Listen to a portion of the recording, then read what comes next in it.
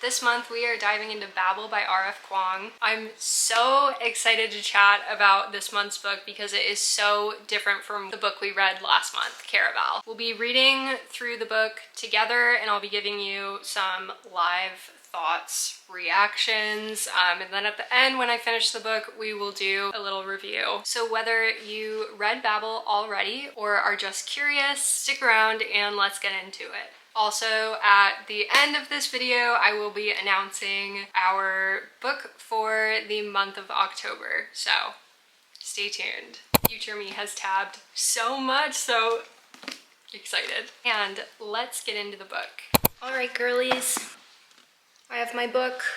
I have some annotating supplies. Okay, so these are the colors I chose for my annotating key, and now I'm going to go in and write the guide for it. This is my annotation key. Favorite quotes, identity, characters, relationships, development, language and translations, colonialism and empire, violence and revolution, history, research, magic and world building, illusion and reality. Then I don't know if I showed you, I also have my highlighter with me. Reading mode is on and it's time to read the book.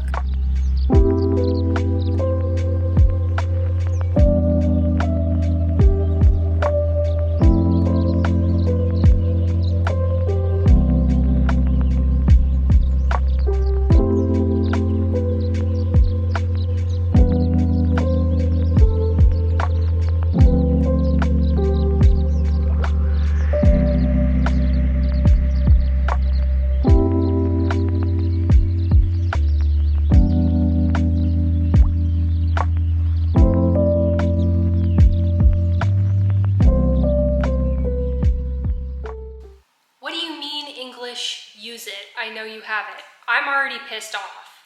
I knew this book would piss. I'm already mad. I'm already mad because what do you mean? Really? Ugh. I fear I'm gonna need to order more annotating tabs. I've already used so many. I'm only on page 8. This book is so good already.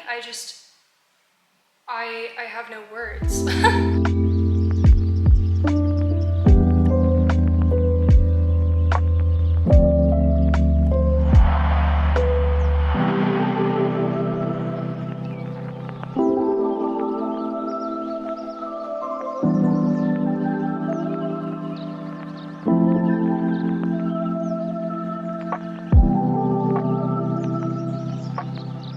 Bro, changing his name?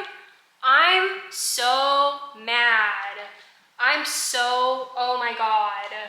Are you kidding me? This is fucked up, dude. Okay, so I just finished chapter 1 and this is already so painful and devastating to read and extremely uncomfortable. In the last chapter, when it says he basically like morphs into an Englishman, he is like leaving his old life behind. In weeks, no one seemed to remember he was Chinese at all. He like has, oh my god, it's just like, they're like totally erasing his identity. It's just awful. Okay, so in chapter 1, I had mentioned how they like are erasing his name and he's like fully trying to assimilate into like British society. Well, now they're in London, which he describes London as something both ugly and also, what was it? Lovely, ugly, sprawling, cramped, belching, sniffing, virtuous, hypocritical, silver-gilded London. was near to a reckoning, for the day would come when it either devoured itself from inside or cast outwards for new delicacies, labor, capital, and culture on which to feed. Oh man, dude. This is a good book. This is a good book. Well, so now they've taken him, the professor has taken him to, he said, he's waiting in the cab. He says, "Get in, we've got to make you an Englishman." And Robin says that he meant this literally, and for the rest of the afternoon, the professor took Robin on a series of errands in the service of assimilating him into British society. They saw a physician who weighed him and declared that he was fit for life in London. And then they gave him a shot. I mean, this is like,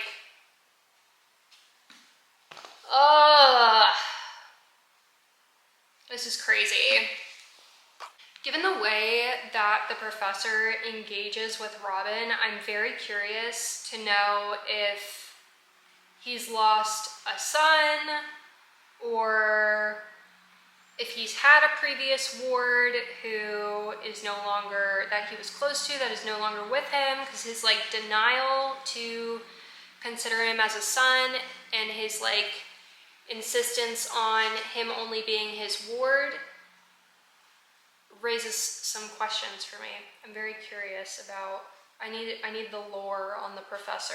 So I am going to update my research key to also say education.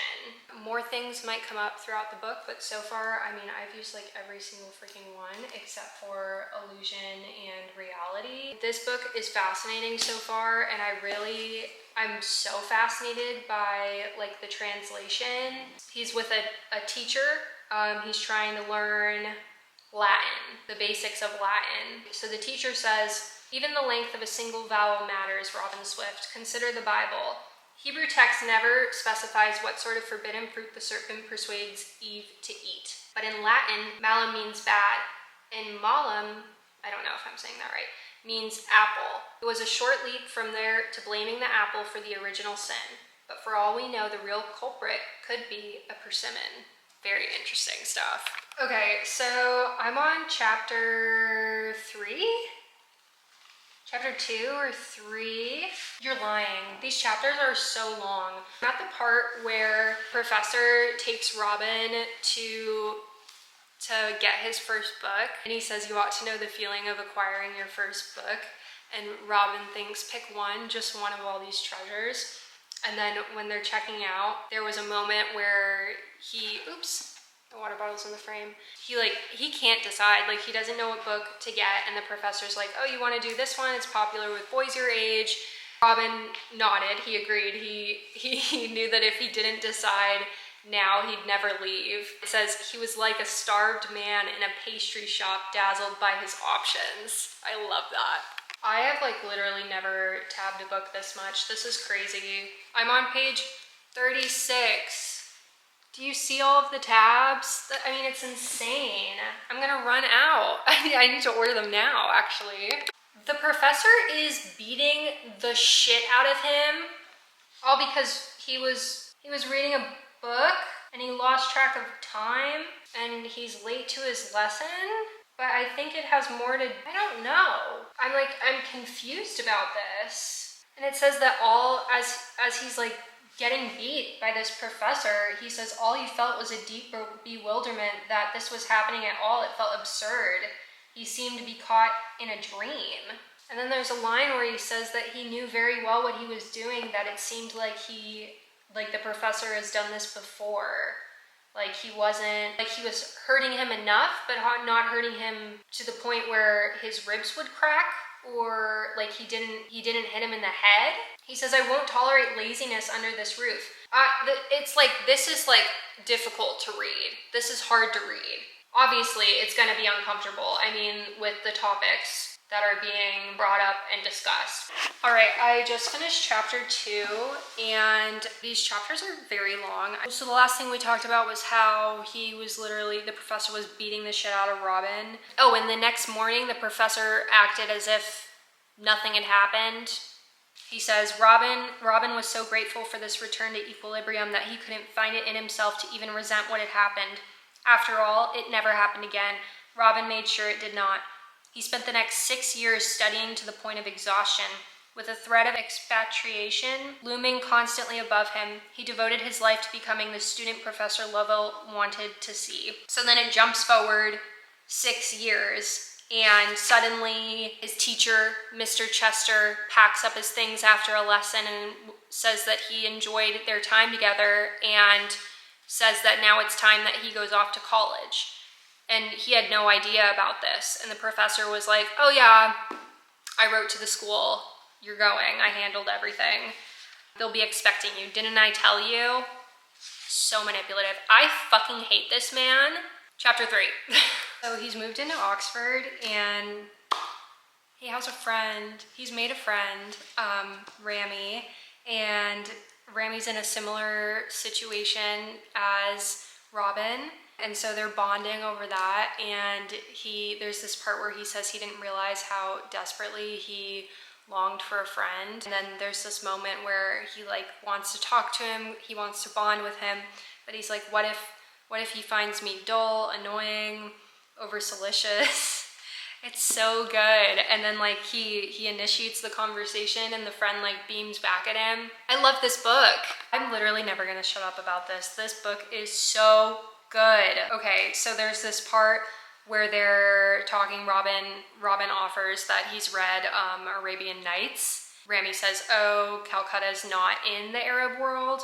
And he says, he knows, I just met. And then he goes, you didn't tell me you read Arabic.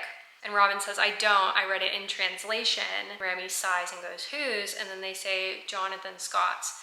And he starts to go on this rant about how it's a horrible translation, and he lists all the reasons why. Robin is thinking that Rami gesticulated wildly as he spoke. It was clear he wasn't truly angry, just passionate and clearly brilliant, so invested in the truth that he needed the whole world to know. Oh, that's so good. Okay, so I made it to book 2. I'm on chapter 6. I'm 105 pages in. I am loving the footnotes. I've seen a few people complain that they don't like the footnotes, but I think it really adds to the book.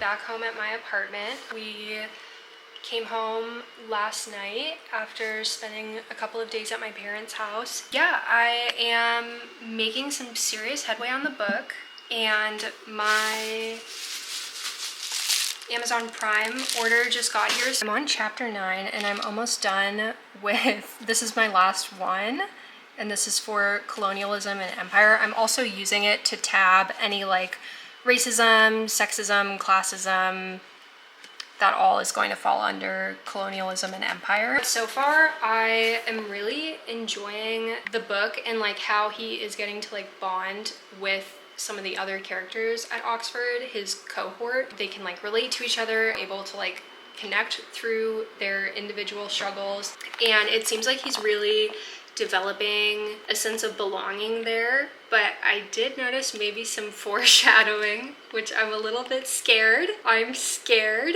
about how this is gonna end. I'm 30% into the book, so I'm not even halfway there.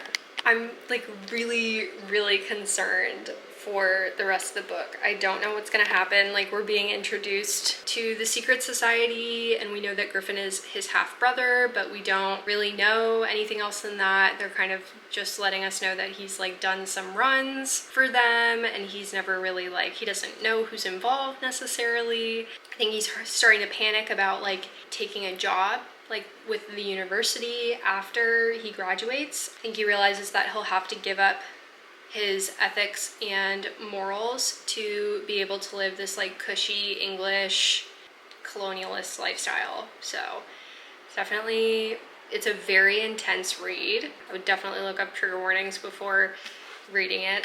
This is like, Babel is like The Secret History on crack. If you liked The Secret History, you're gonna eat this up. So, but this, I think that this is a lot more intense than The Secret History, but definitely some similar like academic vibes. Obviously The Secret History is like a cautionary tale of academics and like romanticizing academics. I definitely see that theme playing out, which I am fucking fascinated by. So I'm excited to keep reading the book, but let's open these tabs.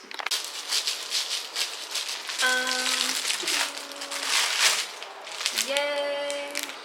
What is up? What's up? It's literally the next day. I only got about an hour in of reading yesterday. I would have liked to get in more, but it's fine. I'm like, what, like 30% done with the book? So I would like to finish this today. I'm hoping and praying that that is realistic. Given that I can read at lightning fucking speed, I'll stay up all night if I have to. So I have at least 7.5 hours of reading to get through before my boyfriend gets home. I'm bordering on delusional. Let's go. The fact that I have to cosplay fall by putting on a dark academia playlist, relaxing piano music in the background is sending me. It is so bright outside that it's reflecting off the TV through the blinds. It's actually getting brighter in here because of it.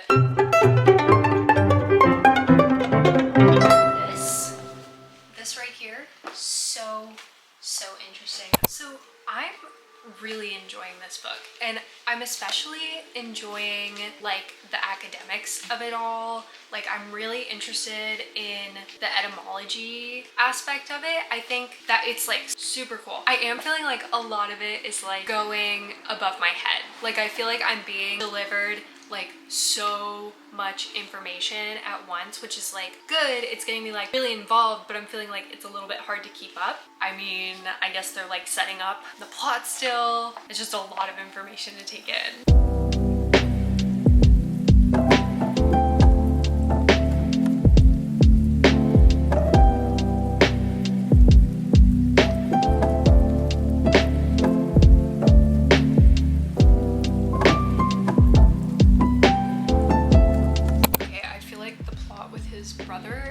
Starting to pick up. He was just complaining about not feeling like he is in a secret society and that it's mundane, and now he literally just got shot. So I think he's feeling like a secret society now. Things are starting to move very quickly, and there are a bunch of protests happening. I am about to start chapter 14. For the last few chapters, they've been fighting, and they've just taken their exams, and now that they know that they've passed their exams, they're like on better terms. And I got a glimpse of the next chapter, and it says that they wish that they could be this happy forever. I'm so scared. Also, the amount of tabbing. That's crazy. I'm starting chapter 15, and I need the Evie lore like immediately. Like I need the backstory. I need it now. The plot twist in chapter 15 is crazy. I was not expecting that. Stop. And now the professor knows that he's in the society. I knew he would find out eventually, but I didn't think he would find out halfway through the book. Okay, I just finished the interlude chapter, which is in Rami's point of view, and we get his lore.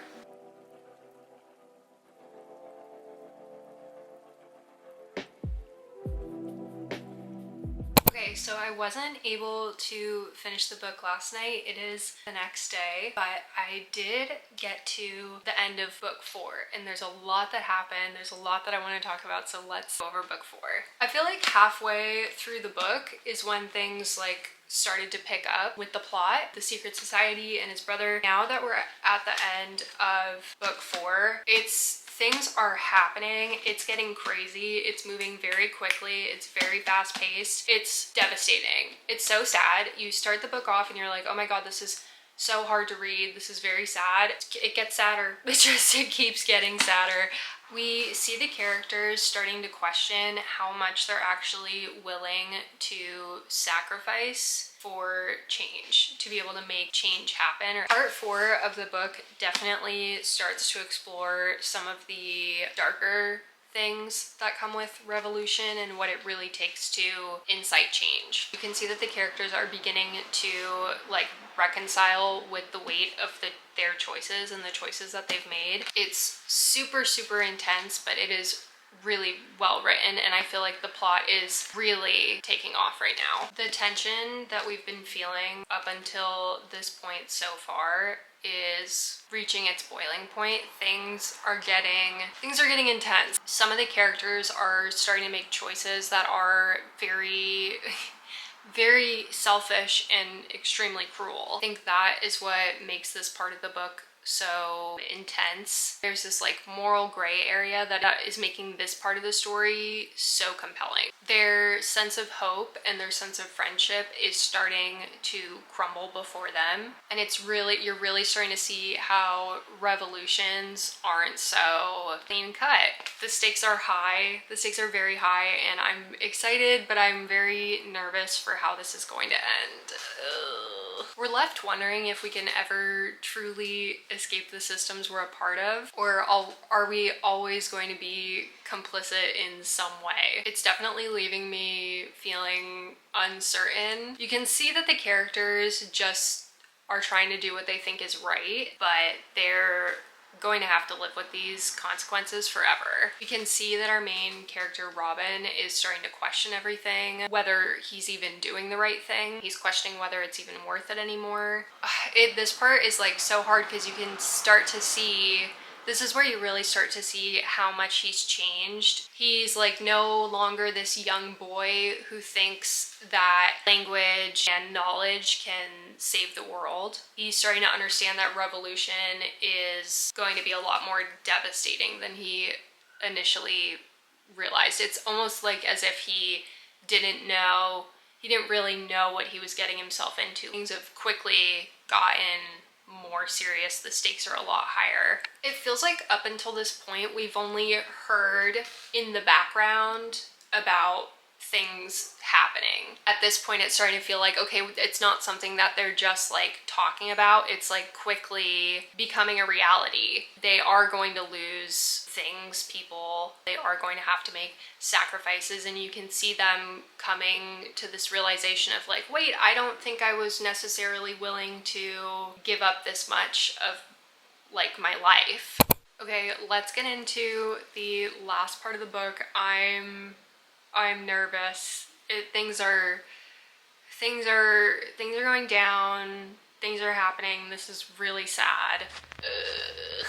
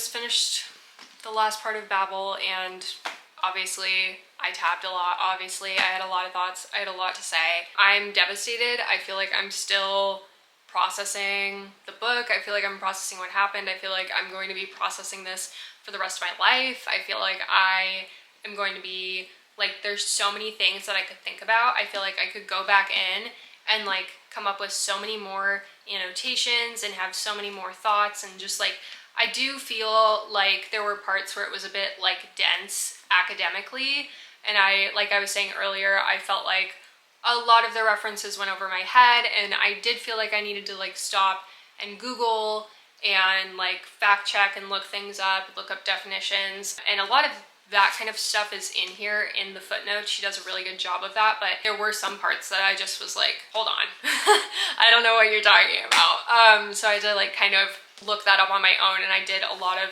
annotating, like writing definitions down and things like that in the book while I was reading. So I just feel like there is so much in this book, and like every single detail is like, feels so important.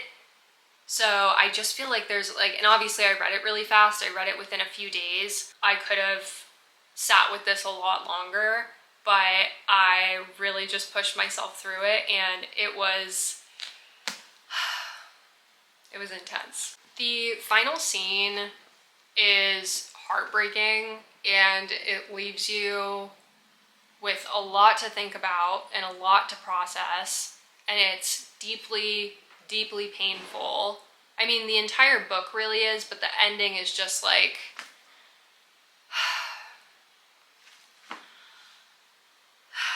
very, very painful. And so I don't want to give too much away. I know I've said like a few spoilers, but I think they were kind of light given everything that happens in the book. But without giving too much away, I mean, the ending's not a happy one. It's not a happy ending. It's not better. I think the ending is very reflective of the harsh realities that the book does explore. Yes, Robin's journey is complete, but at what cost? The themes of colonialism, the themes of language, the themes of identity all came together so seamlessly in the end. Oops. So seamlessly in the end that I feel like I'm still sitting with it. I think the author did a wonderful job with the story. This is my first book from her. I know she also is the author of The Poppy War, and that's been on my TBR for a while. I really want to read that. I know that's another super intense read, so it might need to be I might need a little break. Yeah, I mean, her writing is incredible. I understand why everyone loves her books, because she is just an incredible writer. And after I finished the book, I watched an interview, I think it was Blackwell, where she talks about kind of some of the similarities and how there's bits and pieces of her in every character from the story, and how it's kind of reflective of her time at Oxford when she went to school there. I think she did a really good job with the fantasy elements. I wouldn't go into this if you are looking for like a strict fantasy. There are themes that are much more present than, magic. But, the silver working magic is a very unique magic system. Simple, but very unique. Using language, using translation as a form of oppression is very interesting. I do think a lot of the book is very reflective of what we're going through currently in our society, and throughout the world. I think it's definitely a commentary on history, power, and how governments use language to manipulate and continue to oppress other cultures and to further their empire. Something I thought was interesting, throughout the book, we never learn Robin's true name. I think that definitely signifies the erasure of his identity. I feel like Babel is everything that I expected, but at the same time, nothing I was prepared for. The conclusion of the book is brutal, and it definitely does not shy away from the complexity of the story. If you made it to the end of the book,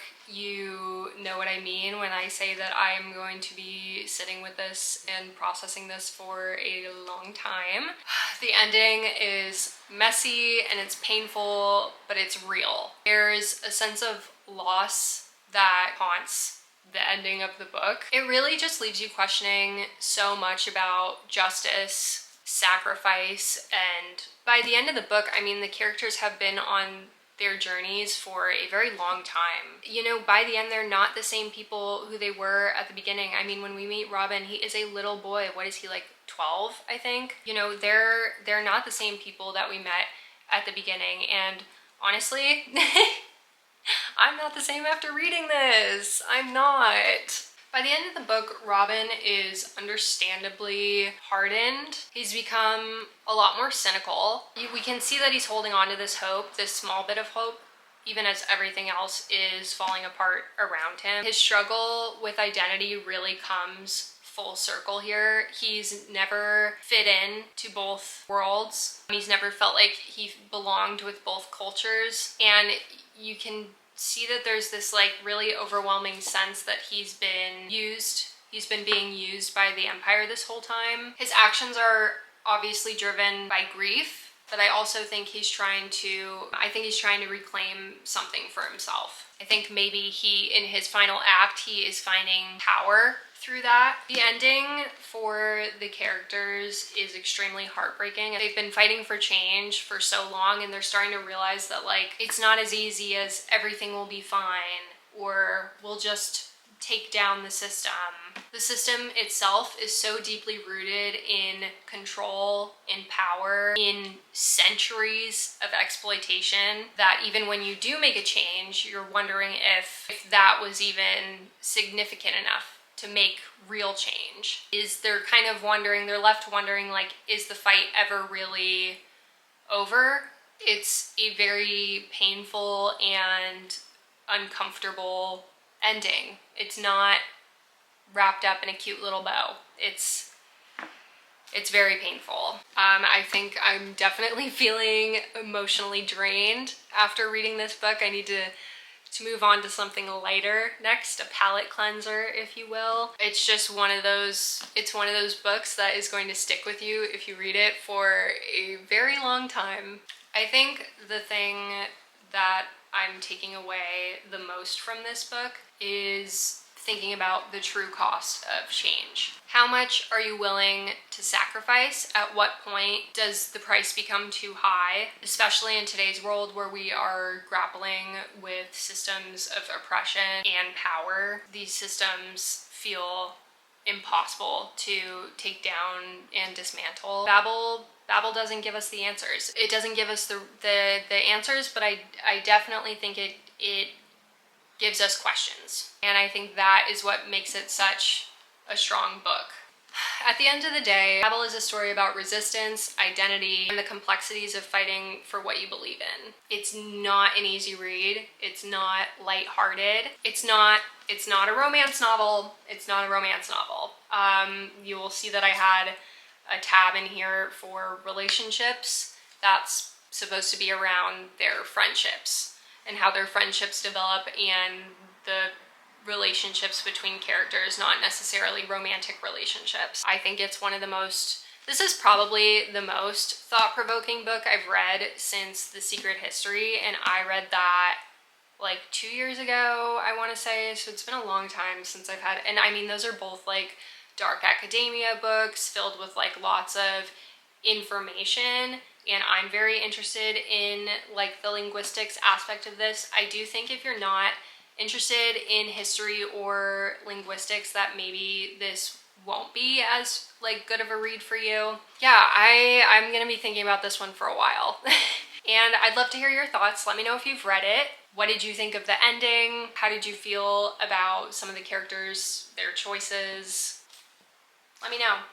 Let me know in the comments. If you haven't read Babel yet, I definitely recommend it. I didn't give you my rating. 5 stars, 5 out of 5. Obviously, this was so good. Are you kidding me? This is one of the best books we've read for book club. It's hard to say because they've all been so good. They've been very different, but they've been good. You know, each book, no book is the same. I think this book will be great for you if you're looking to explore themes of colonialism, language, and power. Thank you all so much for watching and for going through this journey with me while we read Babel. This was an emotional roller coaster, but one that I would gladly ride again. I think after some separation and some time away that I could come back to this and have so much more to say.